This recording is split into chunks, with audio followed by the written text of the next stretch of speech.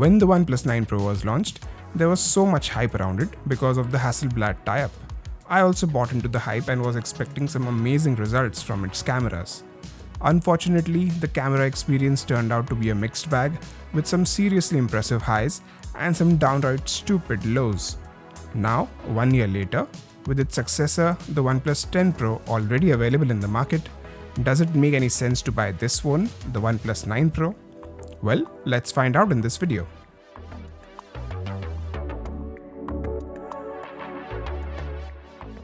Design-wise, I like this phone. It definitely won't turn any heads, but the design is understated and elegant. I especially like the matte glass back and how it reacts to light. The camera bump is also well designed and doesn't protrude much despite housing two large sensors. The weight distribution is also quite good, so it doesn't feel top heavy like some other phones. Also, the overall shape and dimensions make it quite comfortable to use for longer durations. In terms of build, it has Gorilla Glass 5 on both front and back, along with an aluminum frame. Gorilla Glass 5 for a phone this expensive seems a bit insufficient. It should have used Gorilla Glass Victus or at least Gorilla Glass 6. Another thing that is expected for a phone this expensive is an IP68 rating, and fortunately, this phone has it. Weirdly, its successor, the OnePlus 10 Pro, doesn't have it, at least here in India. So, in terms of design and build, I am quite happy with it, and after using it for over a year, it still looks as good as new.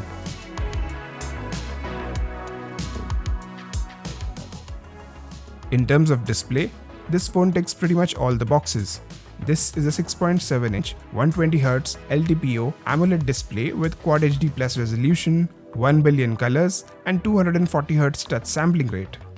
The LTPO tech here can in theory go from 120Hz all the way to 1Hz, but in reality, I only see it switching between 60 and 120Hz. Maybe that lower refresh rate is limited to always on display. In terms of brightness, it can get really bright, around 800 nits in full screen and 1300 nits of peak brightness. In terms of color accuracy, this phone again does a great job. You can choose between multiple color profiles as well as tweak the white balance of the display. It also has True Tone-like functionality, where it adjusts the color temperature of the display based on the ambient lighting. For ensuring great multimedia consumption experience, this phone is Wideband L1 as well as HDR10+ certified. And HDR works perfectly in YouTube as well as Netflix and Prime Video. So overall, everything is pretty good about this display.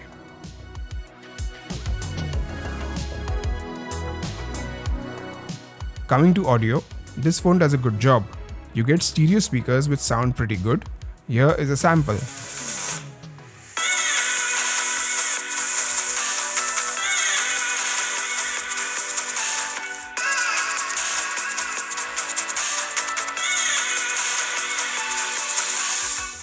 The bass is a bit lacking and it could have been a bit louder, but other than that, I have no issues with the speakers here. There is obviously no 3.5mm audio jack here, which is also the case for pretty much all the other flagship phones. The earpiece is solid with crisp and clear sound. Even the mic quality is really good, especially the back one.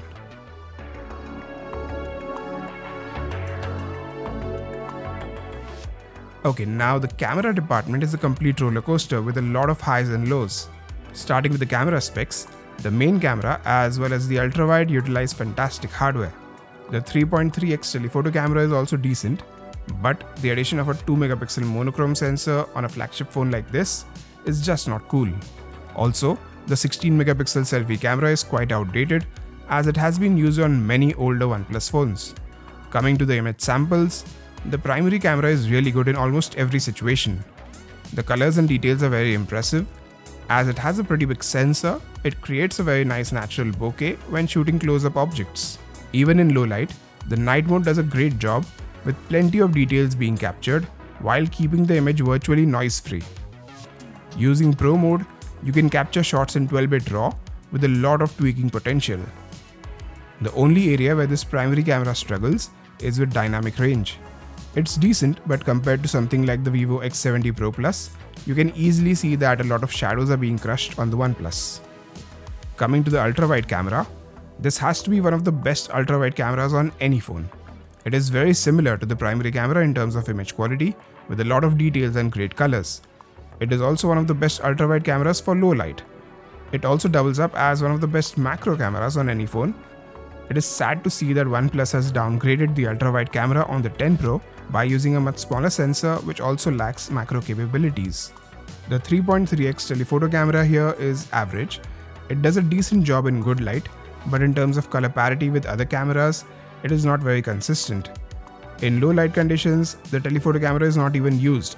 The app defaults to the primary camera with the 3.3x digital zoom. The selfie camera is also pretty average.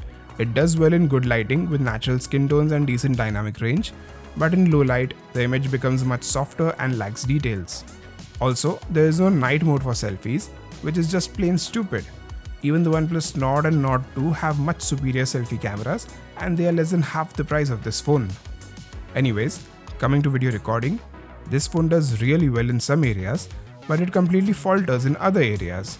The primary camera as well as the ultra-wide can do really good 4K 60fps video recording with stabilization and good dynamic range. You can also switch between them while recording with smooth zoom. These two cameras are also capable of recording 8K videos, and the quality, especially in good lighting, is pretty good. The primary camera is also capable of 4K 120fps video recording, which even the latest and greatest Samsung Galaxy S22 Ultra can't do. It also has night mode for videos, and it works quite well. Unfortunately, OnePlus decided to limit the video recording capabilities of these cameras by not providing a Pro video mode, which nowadays even budget phones offer. Also disappointing is the fact that the 3.3x telephoto camera can only record videos in 1080p 30fps. Even the front camera is limited to 1080p videos, which is quite surprising given the fact that its 16 megapixel resolution is more than enough to cover the 4K resolution requirement. So overall, in terms of cameras, there is some serious potential here, but a half-baked attempt by OnePlus lets it down.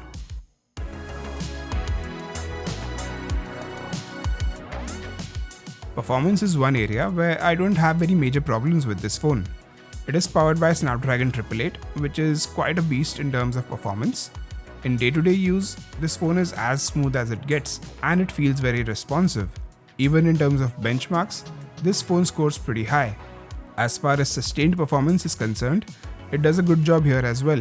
Not as good as some gaming phones with advanced cooling solutions, but definitely not bad. Also, you can switch to high performance mode for even better performance, but it will definitely impact the battery life. Gaming is great on this phone.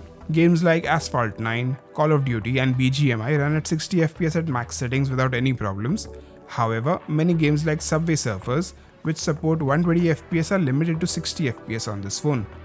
It's not that the phone can't handle 120fps, it's just that OnePlus hasn't enabled it yet. Still, overall, as far as the performance is concerned, I'm quite happy with it.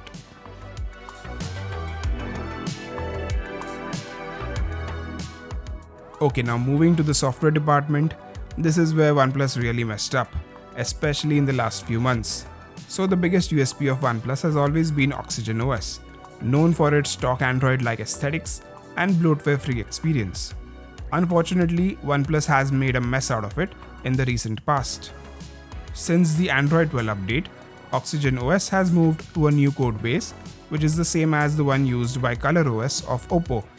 This move has created a lot of issues like inconsistent design language, missing features, and quite a few bugs. This bug situation is getting better with each new OTA update, and the phone is still usable, but a flagship phone like this definitely deserves a better software experience. Anyways, it's not all bad news here. The software is still bloatware free, and there are some really useful features here like screen off gestures, quick launch, Zen mode, OnePlus shelf, creative always on displays, and so on. Also, OnePlus has committed to providing 3 major software updates and 4 years of security updates to this phone, which is pretty good. So hopefully OnePlus will be able to sort out all the software issues soon and bring back the glory days of Oxygen OS.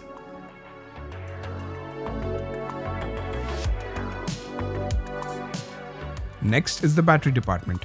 This phone is powered by a 4500 mAh battery, which is pretty average in terms of battery size. This year's OnePlus 10 Pro gets an upgrade to 5000 mAh cell in comparison. Anyways, This 4500 mAh battery on the 9 Pro does a decent job. My typical day includes a couple hours of video streaming, 1 or 2 hours of gaming, and the balance goes to social media browsing. With that kind of usage, this phone should easily last a day with 5 to 6 hours of screen on time. However, if used extensively for gaming and camera usage, the battery will drop much faster.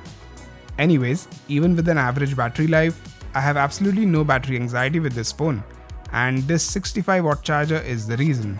This thing charges the phone in no time and is easily one of the best parts of this phone. This phone also supports 50-watt wireless charging, and even that is just ridiculously fast. So as I said, no battery anxiety with this phone.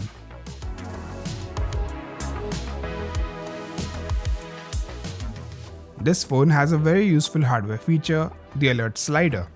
I wish more brands adopted this feature on their phones. In terms of biometric security, the under-display fingerprint scanner as well as face unlock works really well. After 1 year of use, I am completely used to the fingerprint scanner's placement, but still, it would have been nice if the scanner was placed slightly higher. As far as connectivity and sensors are concerned, there is nothing missing on this phone. However, when it comes to 5G networks, this phone misses out on a lot of 5G bands, as it only supports 2 bands. This is simply unacceptable for a flagship phone. At least things like carrier aggregation and voice over Wi-Fi are perfectly supported.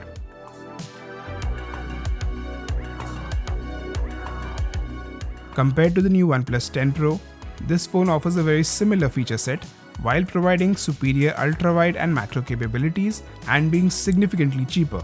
So among these two phones, the 9 Pro is easily the better choice. Another major competition to this phone is the Samsung Galaxy S21 FE. While in terms of camera capabilities, the S21 FE might be slightly superior, the OnePlus 9 Pro definitely wins in terms of performance, as Snapdragon 888 is superior to Exynos 2100 of the S21 FE.